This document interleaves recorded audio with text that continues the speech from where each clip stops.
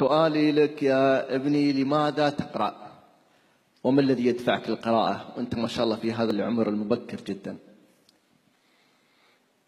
أقرأ لأتعلم، وأنا تلميذ أحب القراءة كثيرا، لأن القراءة ضرورية لحياتي الفكرية كالطعام الذي آكل والماء الذي أشرب والهواء الذي أتنفس. إنها غذاء العقل والفكر، وهي فريضة إسلامية وليست من الكماليات كما قال الأديب عباس محمود العقاد.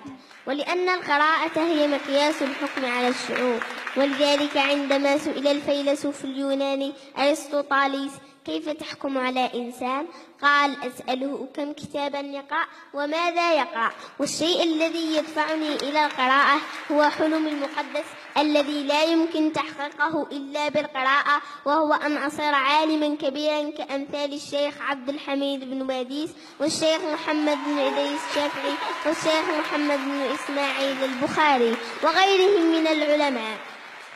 حبيبي حبيبي.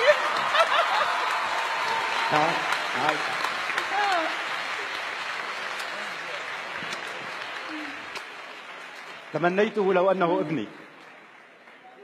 بطل أول تحدي للقراءة في دورته الأولى 2015-2016 حسب تصويتكم وحسب رأي اللجنة وحسب الاختبارات السابقة.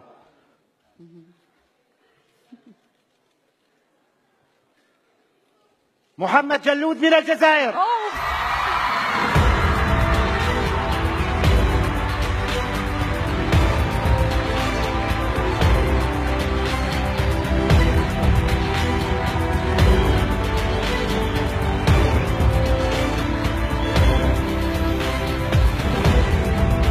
ثقيلة عليه.